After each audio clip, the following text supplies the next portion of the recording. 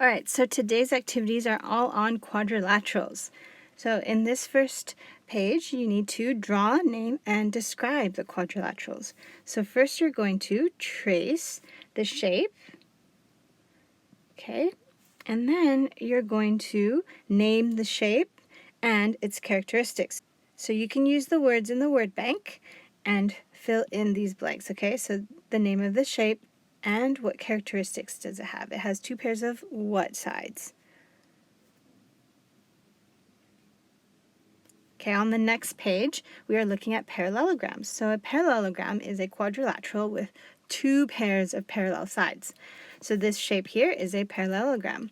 Its opposite sides are equal length and are parallel to one another.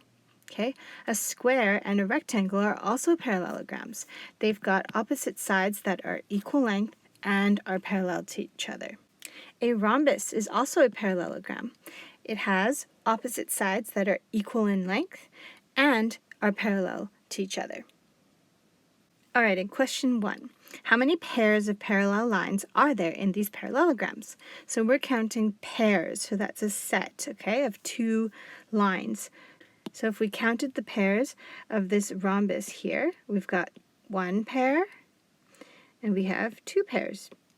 Okay, so there's two pairs in this rhombus. How many other pairs are there in all of these quadrilaterals inside this box? All right, in question number 2, write the number of shapes that you can see in the box above. Okay, so how many rhombuses are there here? How many squares are there? How many rectangles? How many parallelograms? And how many quadrilaterals?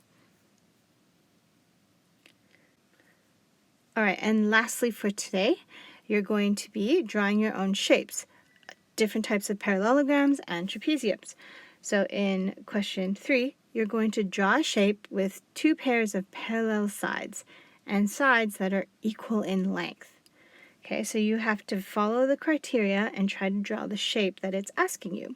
So to make sure your sides are equal in length, you can go along the same amount of dots, okay? So those are equal in length, 2 dots. This is equal to that, right? Okay, so draw your own shapes for all 4 of these and then make sure you label it. So what kind of shape is it? Is it a parallelogram? Is it a trapezium? Okay, and that's it today, and I'll see you on Seesaw if you have any questions.